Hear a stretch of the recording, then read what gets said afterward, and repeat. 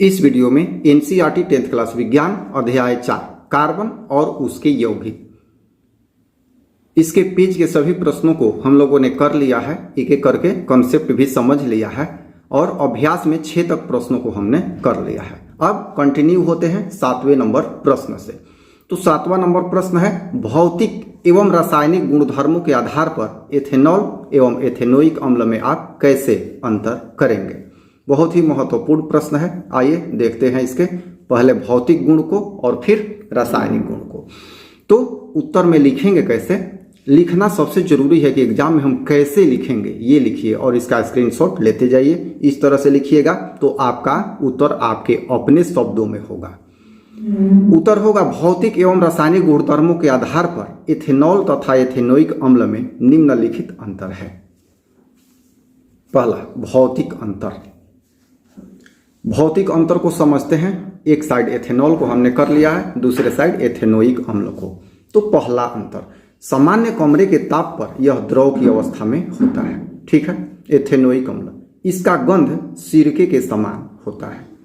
दूसरा अंतर, एथेनॉल का द्रवणांक 156 केल्विन होता है, जबकि एथेनोइक अम्ल का गलनांक 290 केल्विन होता है। ये बहुत ही महत्वपूर्ण अंतर है। एनसीईआरटी में ये डाटा दिया है, दूसरा डाटा नहीं लिखना है। तीसरा, एथेनॉल का क्वथनांक अर्थात जिस पर उबलने लगे 351 केल्विन होता है और इसका होगा, इसका क्वथनांक 391 केल्विन होता है।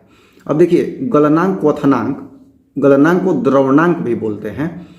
तो क्या होता है, अर्थात जिस ताप पर कोई पदार्थ पिघल जाए द्रवणांक होता है और जिस ताप पर कोई पदार्थ उबलने लगे उसे क्वथनांक कहते हैं। ठीक है, ये एक्स्ट्रा आप समझा दिया हमने। अब आइए रासायनिक अंतर को समझते हैं। पहला रासायनिक अंतर, इसका अनुलग्नक ऑल होता है और इसका अनुलग्नक ओइक होता है। ठीक है। दूसरा, इसका प्रकार्यात्मक समूह OH होता है और इसका प्रकार्यात्मक समूह COOH होता है, अर्थात इससे एक ऑक्सीजन इसमें ज्यादा होता है। तीसरा,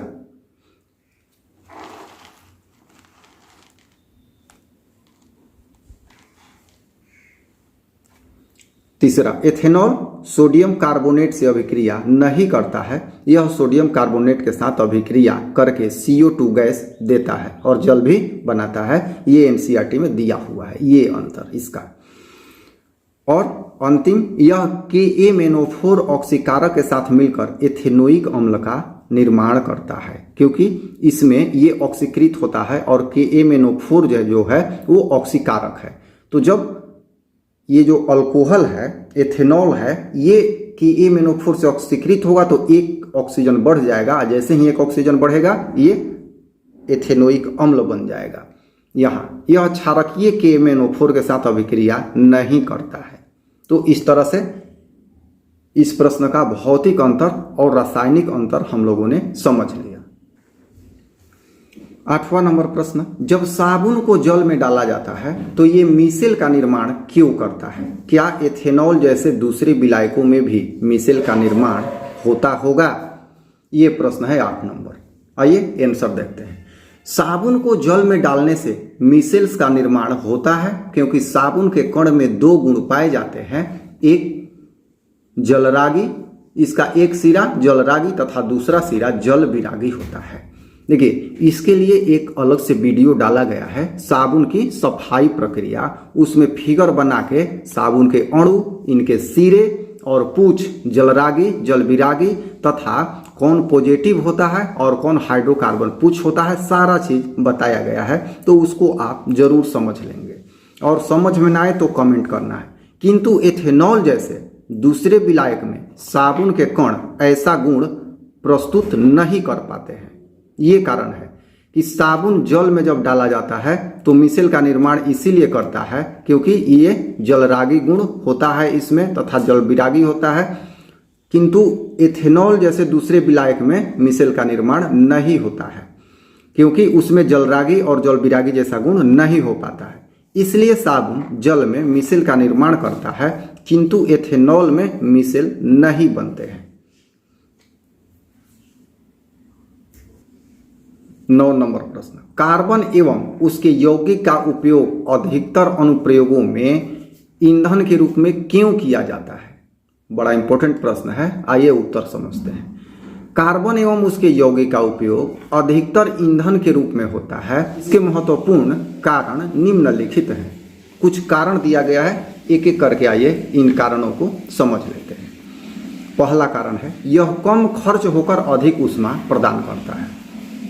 ठीक है। दूसरा कारण है, प्रति एकांक ताप अन्य ईंधनों से अधिक होता है, मतलब कम रहेगा फिर भी अन्य ईंधन की अपेक्षा अधिक ऊष्मा देगा। तीसरा, इसके भंडारण में सुविधा होती है, भंडारण अर्थात रख रखाव में सुविधा होती है। चौथा है, इसके दहन को नियंत्रित किया जा सकता है। अब कुछ और भी अधिक ताप वाले ईंधन है, किंतु अगर दहन हो जाए एक बार तो वो अनियंत्रित हो जाते हैं, किंतु इसको हम नियंत्रित कर सकते हैं। पांचवा है, यह बर्तन के तली को काला नहीं करता है, अर्थात पूर्ण रूप से यह जलता है। तो ये मुख्य रूप से आपको 5 कारण दिए गए हैं, 3 या 4 कारण एग्जाम में लिख देना है। अगला प्रश्न है, कठोर जल को साबुन से उपचारित करने पर झाग के निर्माण को समझाएं। तो उत्तर लिखेंगे, साबुन को कठोर जल के साथ घिसने पर एक अघुलनशील पदार्थ का निर्माण होता है जिसे स्कम कहा जाता है। ऐसा इसलिए होता है क्योंकि कठोर जल में उपस्थित कैल्शियम अथवा मैग्नीशियम लवण से साबुन अभिक्रिया करता है। इसमें बहुत ही कम झाग बनता है और साबुन बहुत ही अधिक खर्च होता है। तो कठोर जल से, अर्थात कठोर जल जो होता है, अगर साबुन से सफाई की प्रक्रिया की जाए तो बढ़िया झाग नहीं देता है। इस स्थिति में साबुन भी अधिक लगता है। वहीं मृदु जल से जब साबुन के साथ सफाई प्रक्रिया की जाए तो कम साबुन में अच्छा झाग मिलता है और साबुन कम खर्च होता है, सफाई भी अच्छी होती है। तो ये इसका उत्तर हो गया। इस वीडियो में 10 नंबर प्रश्न तक रखने देते हैं हम लोग।